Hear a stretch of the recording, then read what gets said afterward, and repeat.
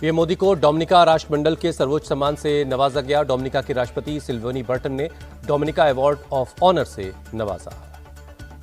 PM Modi ने Guyana में Bharat CARICOM शिखर सम्मेलन में हुए शामिल। आपसी रिश्तों की मजबूती के लिए 7 प्रस्ताव रखे। 3 देशों की यात्रा के अंतिम चरण में गयाना पहुंचे पीएम मोदी ने गयाना के साथ अपने रिश्तों को मजबूत करने पर जोर दिया। कहा, गयाना भारत की ऊर्जा सुरक्षा में महत्वपूर्ण भूमिका निभाएगा। पीएम मोदी ने कहा, दोनों देशों के बीच लंबे वक्त की साझेदारी के लिए एक रूपरेखा तैयार की जाएगी। दोनों देश सभी समस्याओं को आपसी बातचीत और डिप्लोमेसी से सुलझाने पर सहमत हैं। गयाना के राष्ट्रपति इरफान अली ने पीएम मोदी को वैश्विक नेताओं के बीच चैंपियन करार दिया। कहा, 56 साल बाद भारतीय पीएम की यात्रा दोनों देशों के रिश्तों को मजबूत करेगी। भारत और गयाना के बीच 5 अहम समझौतों पर दस्तखत हुए। रक्षा, व्यवहार, ऊर्जा, फार्मा और कृषि के क्षेत्र में सहयोग बढ़ाने पर सहमति बनी। पीएम मोदी ने गयाना के जॉर्ज टाउन में एक पेड़ मां के नाम मुहिम की शुरुआत की। राष्ट्रपति इरफान अली के साथ लगाया पौधा। महाराष्ट्र की 288 विधानसभा सीटों पर हुई 65.8% वोटिंग, जबकि झारखंड की 38 सीटों पर 68.45% मतदान हुआ। एग्जिट पोल्स में महाराष्ट्र में महायुति की सरकार बनने के आसार। मैट्रिज एग्जिट पोल के मुताबिक महायुति को 150 से 170 सीटें मिलने का अनुमान। वहीं एमवीए जीत सकती है 110 से 130 सीटें। चाणक्य एग्जिट पोल भी महायुति को बढ़त दिखा रहा है। 152 से 160 सीटें जीत सकती महायुति। एमवीए को 130 से 138 सीटें मिल सकती हैं। पीपुल्स पल्स के एग्जिट पोल के मुताबिक महायुति को 175 से 195 सीटें आने का अनुमान। वहीं एमवीए जीत सकती है 85 से 112 सीटें। एग्जिट पोल पर महाराष्ट्र के डिप्टी सीएम देवेंद्र फडणवीस ने कहा, जब जब वोट प्रतिशत बढ़ता है बीजेपी को फायदा मिलता है। महाराष्ट्र कांग्रेस अध्यक्ष नाना पटोले ने एग्जिट पोल को नकारा। कहा, महाराष्ट्र में महाविकास अघाड़ी को 170 से ज्यादा सीटें मिलेंगी और पूर्ण बहुमत की सरकार बनेगी। महाराष्ट्र के एग्जिट पोल के बाद बोले केंद्रीय मंत्री रामदास अठावले, केंद्र और राज्य सरकार की योजनाओं को लेकर जनता ने भरोसा जताया। जनता ने विकास को लेकर महायुति को समर्थन दिया। झारखंड में इंडिया गठबंधन की वापसी का अनुमान। एक्सिस माई इंडिया के एग्जिट पोल के मुताबिक इंडिया गठबंधन को 53 और एनडीए को 25 सीटें मिल सकती हैं। वहीं मैट्रिज एग्जिट पोल में एनडीए को 42 से 47 सीटें मिलती दिख रही हैं। इंडिया गठबंधन को 25 से 30 सीटें आ सकती हैं। पीपल्स पल्स एग्जिट पोल में भी झारखंड में एनडीए की सरकार बनती दिख रही है। एनडीए को 44 से 53 और इंडिया गठबंधन को 25 से 37 सीटें मिलने का अनुमान। बीजेपी सांसद गिरिराज सिंह का एग्जिट पोल के बाद बयान। का झारखंड और महाराष्ट्र दोनों जगहों पर पीएम मोदी के नेतृत्व में डबल इंजन की सरकार बनेगी। सेंट्रल नागपुर विधानसभा क्षेत्र में वोटिंग के बाद गलतफहमी की वजह से तनाव के हालात बन गए। जोनल ऑफिसर की गाड़ी में ईवीएम होने के शक पर लोगों ने किया पथराव। जोनल ऑफिसर कुछ कागजात फोटोकॉपी करवाने बाहर निकले थे। गाड़ी में पड़ी स्पेयर मशीन को देखकर कुछ लोगों ने गाड़ी रुकवाकर नारेबाजी की। पुलिस से शिकायत की। पुलिस जांच में वोटिंग वाली ईवीएम मशीन बूथ पर मिली। आला अधिकारियों के समझाने और राजनीतिक दलों के कार्यकर्ता फिर शांत हुए। नासिक में शिवसेना उम्मीदवार सुहास कांडे और निर्दलीय उम्मीदवार समीर भुजबल के बीच झड़प। समीर भुजबल ने फर्जी वोटिंग करवाने का आरोप लगाया। बिटकॉइन स्कैम के मामले में सीबीआई का एक्शन शुरू हुआ। सीबीआई ने अमित भारद्वाज और अजय भारद्वाज समेत कई लोगों के खिलाफ एफआईआर दर्ज की है। सीबीआई ने गौरव मेहता को पूछताछ के लिए भेजा सम्मन। सूत्रों के मुताबिक गौरव मेहता की तरफ से नहीं आया कोई जवाब। छत्तीसगढ़ पहुंची बिटकॉइन घोटाले की जांच। रायपुर में गौरव मेहता के घर ईडी की रेड। गौरव मेहता ने ही किया था घोटाले का खुलासा। बिटकॉइन मामले को नाना पटोले ने बताया ओछी हरकत। का बीजेपी हार रही है इसलिए ऐसा कर रही है। उनकी इस हरकत से हमें ही सिंपैथी मिली। नाना पटोले बोले, हमने बिटकॉइन के मामले को लेकर एफआईआर दर्ज करा दी है। बीजेपी नेताओं को मानहानि का नोटिस भेजा जाएगा जो इसमें शामिल है। यूपी उपचुनाव के दौरान जबरदस्त हंगामा हुआ। मीरापुर, सीसामऊ, कुंदरकी से मारपीट और पथराव की खबरें आई। यूपी के मीरापुर में एसएचओ का रिवॉल्वर लहराते हुए वीडियो हुआ वायरल। अखिलेश यादव बोले, मतदाताओं को धमकाने वाले एसएचओ को तुरंत सस्पेंड करे चुनाव आयोग। मीरापुर में फर्जी वोटिंग को लेकर सपा और आजाद समाज पार्टी के कार्यकर्ता भिड़ गए। भीड़ ने रोकने पर पुलिस पर पथराव किया। पुलिस ने उपद्रवियों को खदेड़ा।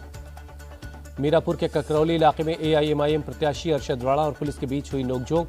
पोलिंग बूथ पर मोबाइल ले जाने को लेकर हुआ हंगामा। मुरादाबाद की कुंदरकी सीट पर भी वोटिंग के दौरान हंगामा।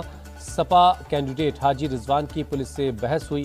पुलिस की चेकिंग और बैरिकेड देखकर भड़क गए थे हाजी रिजवान।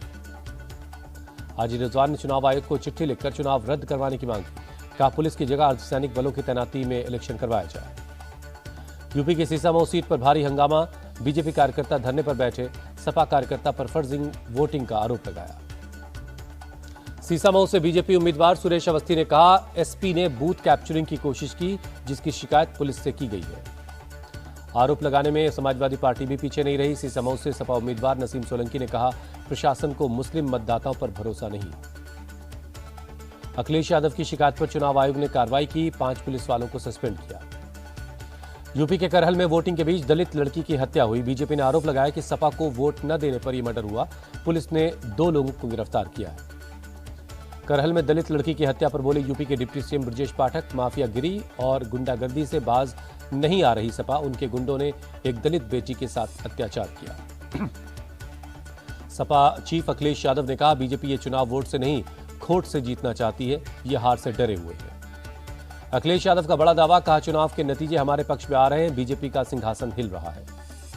सपा सांसद डिंपल यादव ने बीजेपी पर गुंडागर्दी करने का आरोप लगाया, कहा बीजेपी के एजेंट के तौर पर काम कर रहा था प्रशासन। यूपी बीजेपी अध्यक्ष भूपेंद्र सिंह चौधरी ने कहा जैसे लोगों ने वोट किया उससे सपा की हार तय है।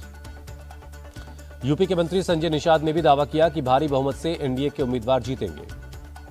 मंत्री ओपी राजभर ने विपक्ष के आरोपों को बताया गलत, कहा जनता ने विपक्ष को वोट नहीं दिया इसलिए ड्रामा कर रहे हैं। यूपी कांग्रेस अध्यक्ष अजय राय ने कहा सरकार के खिलाफ वोट करने वालों को परेशान किया गया। झारखंड में वोटिंग खत्म होते ही बीजेपी प्रदेश अध्यक्ष बाबूलाल मरांडी ने किया बड़ा दावा, कहा 51 से ज्यादा सीटों के साथ बनने जा रही है एनडीए की सरकार। बाबूलाल मरांडी ने कहा मैं कभी मुख्यमंत्री पद की दौड़ में नहीं रहा, 23 नवंबर के बाद चुना जाएगा विधायक दल का नेता। झारखंड के वोट परसेंटेज से खुश जेएमएम प्रत्याशी कल्पना सोरेन, कहा लोगों ने विकास का रास्ता चुना है। झारखंड के मंत्री हफीजुल हसन का दावा प्रदेश में बांग्लादेशी नहीं है, बीजेपी वाले सिर्फ बांग्लादेशी चिल्ला रहे हैं। राष्ट्रीय लोक समता पार्टी के अध्यक्ष उपेंद्र कुशवाहा ने महाराष्ट्र और झारखंड चुनाव पर दावा किया कि सभी जगहों पर एनडीए को बढ़त है। बागेश्वर धाम के पीठाधीश्वर पंडित धीरेन्द्र कृष्ण शास्त्री आज से शुरू करेंगे सनातन हिंदू एकता पदयात्रा। बागेश्वर धाम से ओरछा तक 160 किलोमीटर की पदयात्रा करेंगे। सनातन हिंदू एकता पदयात्रा के लिए भारी तादाद में उमड़ी लोगों की भीड़। 9 दिन की पदयात्रा के लिए देश के कोने कोने से लोग पहुंच रहे हैं। सनातन हिंदू एकता पदयात्रा से पहले बाबा बागेश्वर ने कहा हिंदुओं को जगाना और जात पात को दूर करना उनका लक्ष्य है। रक्षा मंत्री राजनाथ सिंह ने लाओस में चीन के रक्षा मंत्री डोंग जून से मुलाकात की। गलवान समेत कई द्विपक्षीय मुद्दों पर बातचीत हुई। भारतीय सेना प्रमुख जनरल उपेंद्र द्विवेदी 5 दिनों के दौरे पर काठमांडू पहुंचे। भारत और नेपाल के बीच द्विपक्षीय रक्षा सहयोग को मजबूत करने पर फोकस रहा। केंद्रीय गृह मंत्री अमित शाह की 22 नवंबर को दिल्ली पुलिस के साथ बैठक, राजधानी में कानून व्यवस्था पर चर्चा करेंगे। गृहमंत्री अमित शाह से मिले छत्तीसगढ़ के सीएम विष्णुदेव साय, कहा नक्सली गतिविधियों को लेकर बातचीत हुई। दिल्ली के सीएम आवास में लगे गोल्ड प्लेटेड टॉयलेट सीट और वॉश बेसिन गायब हैं। दिल्ली के बीजेपी चीफ सचदेवा का सवाल, केजरीवाल बताएं दोनों सामान कहां गए। बीजेपी के कार्यकर्ता आज आप संयोजक अरविंद केजरीवाल के घर का करेंगे घेराव। सीएम आवास में मौजूद सामान का हिसाब किताब मांगेंगे।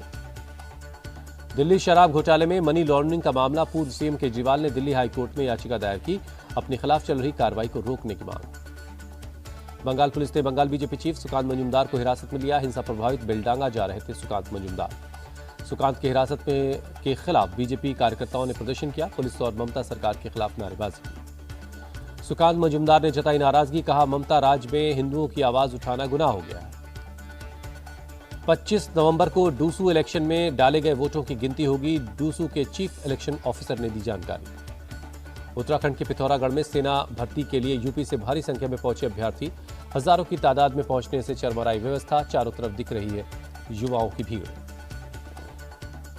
कैंडिडेट्स की भीड़ को देखते हुए भारी संख्या में पुलिस बल की तैनाती की गई। भर्ती में आए छात्रों की समस्याओं के समाधान की हो रही है कोशिश।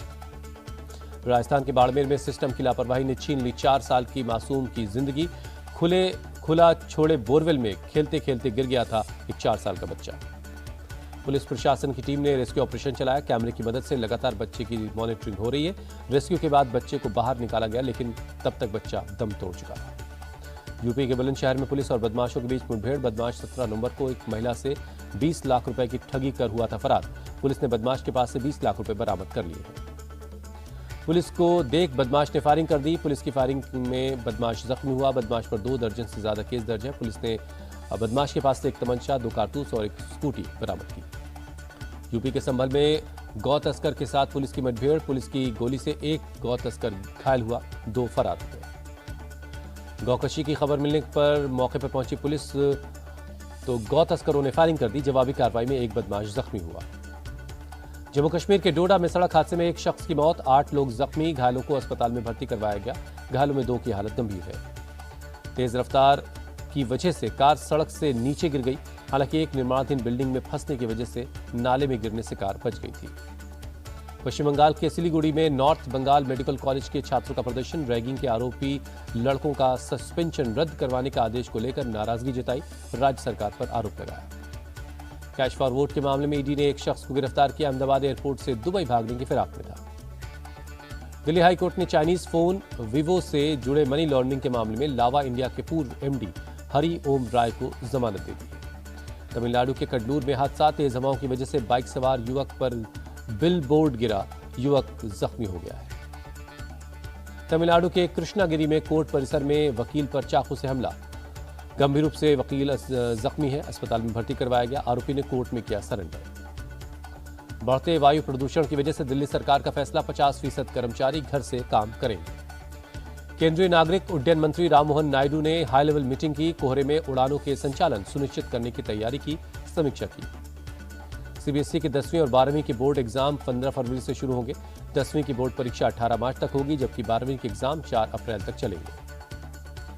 दिल्ली के सीएम आतिशी ने सरकारी सोलर पोर्टल को लॉन्च किया। कहा 2026 तक 25% बिजली रिन्यूएबल एनर्जी से प्राप्त करने का लक्ष्य है। बीजेपी नेता अमित मालवीय ने दिल्ली सरकार के सोलर पोर्टल लॉन्च पर किया ट्वीट। लिखा, यह केंद्र सरकार की योजना है जिसे दिल्ली सरकार अब लागू कर रही है। केंद्रीय मंत्री जी किशन रेड्डी ने तिरुपति बालाजी मंदिर में पूजा की। तिरुमाला तिरुपति देवस्थानम के फैसले को सही बताया।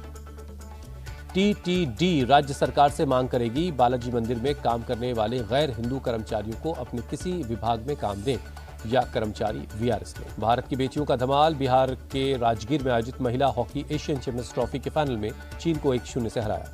बिहार सरकार भारतीय महिला हॉकी टीम के हर खिलाड़ी और कोच को 10 लाख रुपए का इनाम देगी। सीएम नीतीश कुमार ने किया ऐलान। हॉकी इंडिया ने विजेता खिलाड़ियों के लिए 3-3 लाख का ऐलान किया है। हर एक सहयोगी स्टाफ को भी 1.5 लाख रुपए का इनाम दिया जाएगा।